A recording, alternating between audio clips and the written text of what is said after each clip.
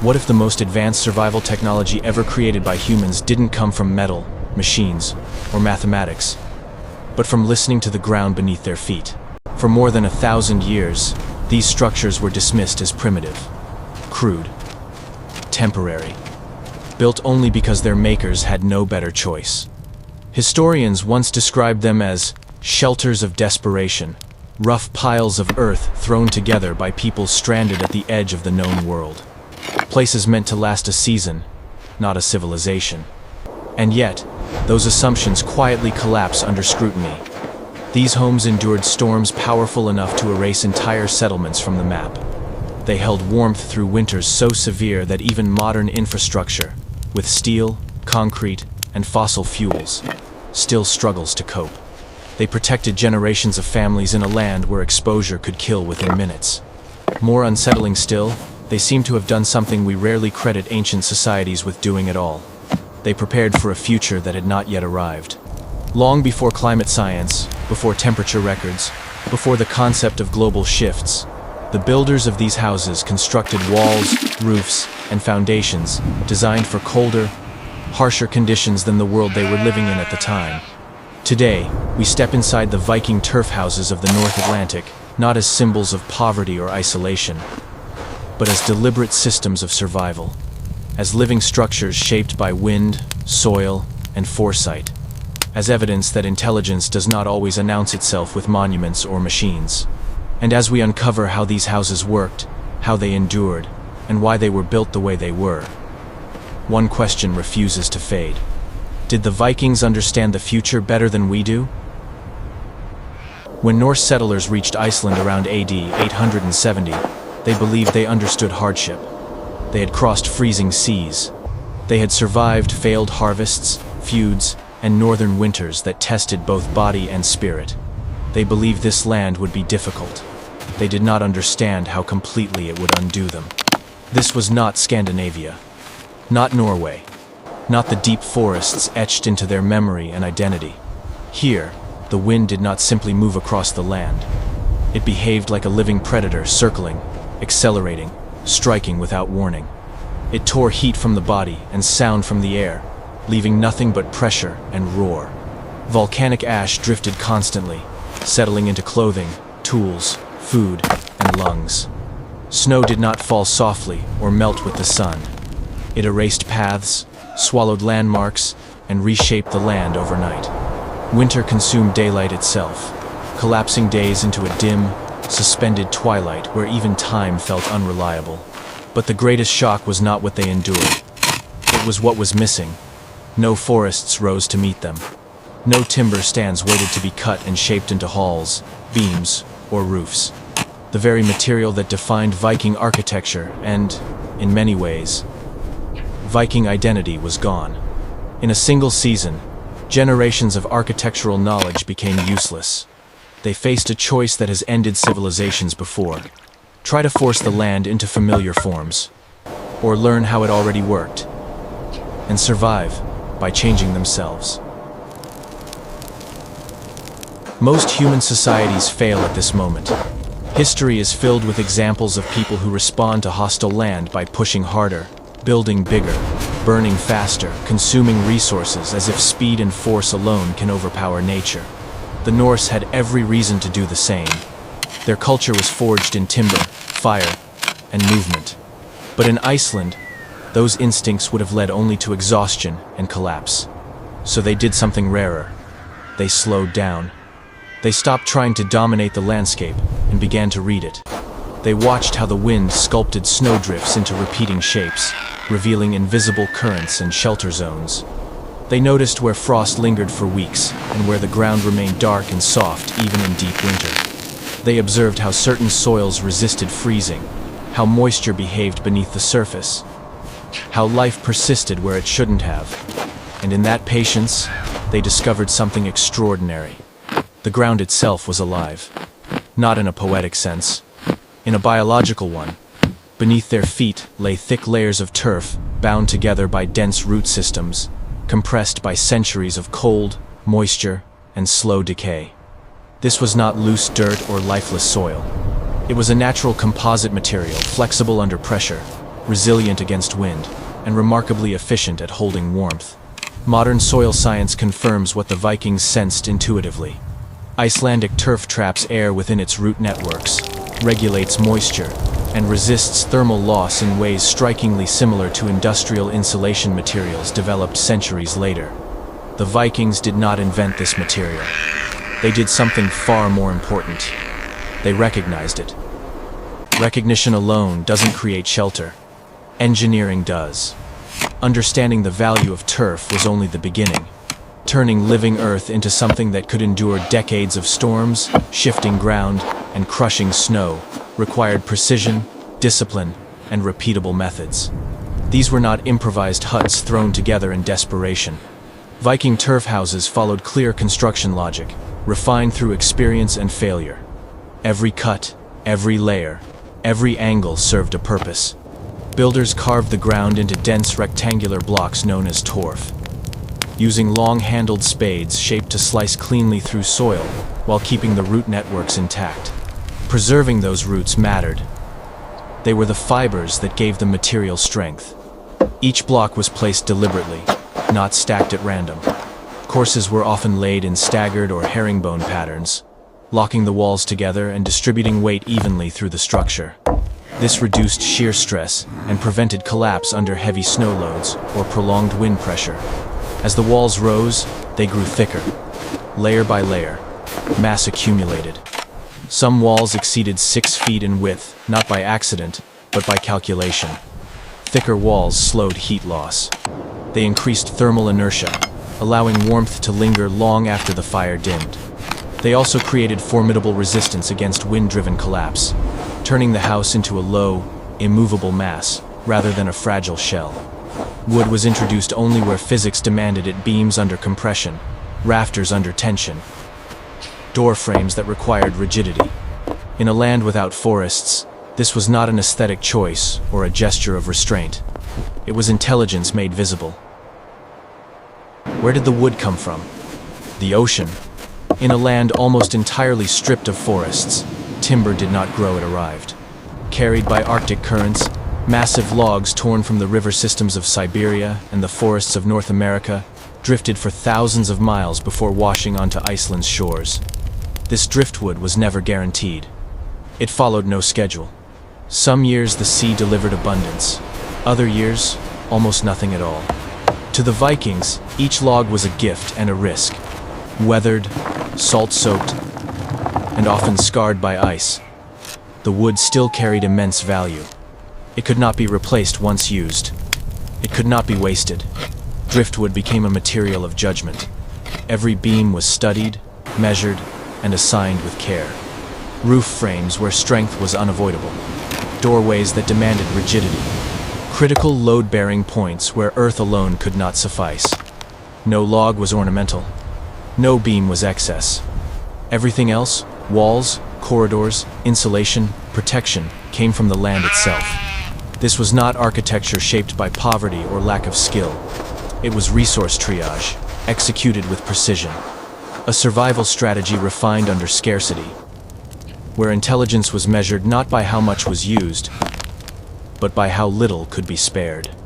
In Iceland, restraint was not weakness. It was what kept people alive. Then came the decision that puzzled scholars for generations.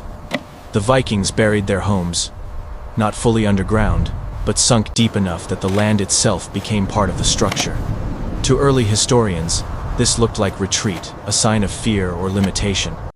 In reality, it was one of the most sophisticated environmental decisions they could have made. Half-subterranean construction dramatically reduced exposed surface area, the single greatest source of heat loss and storm damage in open terrain. Less wall above ground meant fewer surfaces for the wind to attack, fewer edges for storms to tear apart. But the true advantage lay beneath the surface. Below ground, temperatures change slowly. The earth absorbs heat, stores it, and releases it gradually over time. By sinking their homes into the soil, the Vikings transformed the planet itself into a thermal regulator, smoothing out the brutal swings between freezing nights and marginally warmer days. These houses were not heated in the modern sense. They were stabilized. Warmth lingered, not because of constant fuel consumption, but because the surrounding earth refused to give it up quickly. Cold struggled to penetrate walls protected by tons of soil and living turf. Storms that ripped roofs from towering wooden halls in Norway found nothing to seize here. No tall walls to strike, no sharp angles to tear apart. The land wrapped around these homes, anchored them, and held them fast. Literally. Beneath every turf wall lay a feature almost no visitor ever notices. Not because it was hidden, but because it was silent. A stone foundation, carefully layered, precisely angled. These stones formed a structural spine, separating living space from saturated earth. They stopped capillary moisture water creeping upward through soil. The same problem modern builders still fight with membranes, plastics, and chemical barriers. The Vikings solved it with gravity and geometry. Rainwater drained outward and downward. Moisture never reached the turf walls. The sod remained dry, dense, and insulating. Above ground, turf looked soft. Below, stone carried the load. This foundation stabilized weight, controlled rot, and extended the lifespan of the house by decades, sometimes generations. Today, when archaeologists excavate sites where turf walls have completely vanished, washed away by centuries of wind and rain, the stones are still there, aligned, undisturbed, exact. The house is gone. The engineering remains. These were not primitive huts held together by luck. They were systems designed with an understanding of soil behavior, water movement, and structural stress. The Vikings did not build to impress the eye. They built to endure the land. And the land remembers. The roofs were not complete when the last turf slab was laid. They were only beginning. What the Vikings built was not a finished object, but a process. First came birch bark, peeled in sheets, flexible, resiny rich, naturally waterproof. Layered carefully, it formed a membrane more reliable than tar. Above it, thick slabs of turf were placed like bricks of living earth. Then time took over. Grass rooted itself. Moss crept across the surface. Fine roots stitched soil, bark, and timber into a single mass. As seasons passed, the roof did not decay. It matured. Rain compacted it. Snow insulated it. Roots reinforced it. The weight increased stability. The vegetation added thermal mass. The living layer repaired itself after storms. From a distance, the houses seemed to dissolve into the land. Not concealed. Absorbed. There was no sharp boundary between structure and soil. No domination of nature. No attempt to stand above it. This was not camouflage. It was cooperation. The roof became an extension of the hillside, and the hillside became part of the house. In an age without concrete or steel, the Vikings discovered something modern architecture is only rediscovering now. The strongest buildings do not fight the climate. They grow with it. Inside these houses, life collapsed inward toward a single point. The hearth. Everything depended on it. Warmth, light, food, survival. Ceilings were kept low on purpose. Heat rises, so it was trapped, pressed back down into the living space. Doorways were narrow. Openings were few. Every gap was a leak the cold could exploit. The design worked, but insulation always carries a cost. Smoke had nowhere to go. Fires burned day and night, fed with turf, dung, driftwood fuels that smoldered more than they flamed. Ventilation holes existed, but opening them risked disaster. A sudden gust could kill the fire. Snow could be driven inside. Heat could vanish in minutes. So most of the time, the vents stayed closed. Archaeology leaves no doubt. Beams blackened until the wood itself turned carbon dark. Walls layered with soot, generation after generation. Human remains showing bone markers consistent with chronic respiratory stress. Eyes burned. Lungs suffered. Breathing was work. And yet, these homes did what mattered most. They kept people alive. In a landscape where exposure meant death in hours, smoke was an acceptable enemy. These structures were not comfortable. They were not healthy.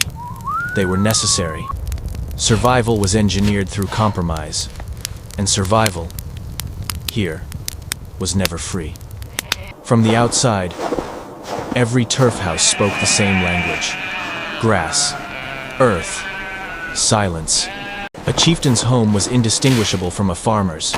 The craftsmen lived beneath the same living roof. Status dissolved beneath soil and root. In Scandinavia, power was visible.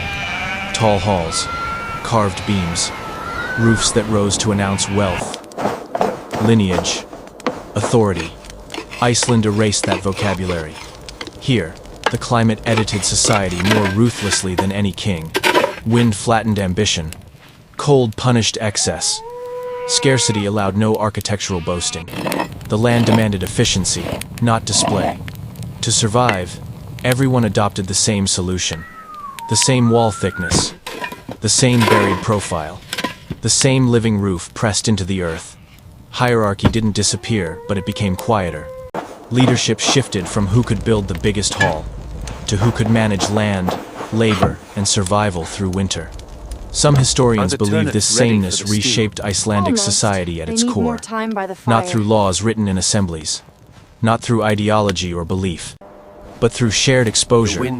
When everyone lives under the same roof of grass, power loses its costume. The earth made everyone equal enough to endure, or fail together. This was not social engineering. It was environmental enforcement. For centuries, turf houses were dismissed as primitive, crude shelters for desperate people at the edge of the world. Artifacts of limitation, not intelligence. Then science stepped in. Thermal imaging revealed heat lingering where it should have vanished. Soil analysis exposed layered systems engineered for insulation and drainage. Full-scale reconstructions endured storms that shredded modern test structures. The conclusions unsettled researchers. These homes did not merely function, they performed. In some conditions, they rivaled and even surpassed early modern European buildings in thermal efficiency and resistance to wind. Walls of earth outperformed walls of timber. Living roofs absorbed cold instead of surrendering to it. Some researchers now label them proto-passive houses. But that term misses the deeper truth. These structures were not optimized for the Iceland of AD 870. They were overbuilt for it. They were designed for what was coming. Centuries later, temperatures collapsed. Seasons shortened. The Little Ice Age tightened its grip on the North Atlantic. And Iceland endured. The houses did not change. The climate did. How did settlers anticipate this? There were no instruments. No forecasts. No models. Only memory carried across generations. Only observation sharpened by survival. Only an instinct older than agriculture itself. Build not for today. Build for worse than today. That instinct saved them. The Vikings of Iceland were not merely reacting to a hostile land. They were listening to it. They read the wind the way sailors read stars. They felt soil temperature through their hands and knees. They measured time, not in seasons, but in how long warmth could be held, how slowly cold could be delayed. What they built was not a response to disaster. It was an interpretation of patterns. Their turf houses were not shelters in the ordinary sense. They were forecasts made of earth, predictions carved into hillsides, calculations layered in grass, stone, and root. And against overwhelming odds, many of those predictions proved correct. Storms intensified. Winters lengthened. The climate shifted beyond what earlier generations had known. Yet the houses endured. Today, as modern societies confront climates that no longer follow historical rules, these living structures offer a quiet, unsettling lesson. Strength alone is not enough. Height is not wisdom. Complexity does not guarantee survival. The future does not belong to those who build the strongest walls. It belongs to those who understand the land well enough to know where a wall should never stand. This is the forgotten intelligence of survival, and it is waiting, still rooted in the earth. If you want to continue exploring how ancient minds solved problems we still struggle with today, to uncover what history buried, not as nostalgia, but as instruction, because the past isn't gone, it's waiting.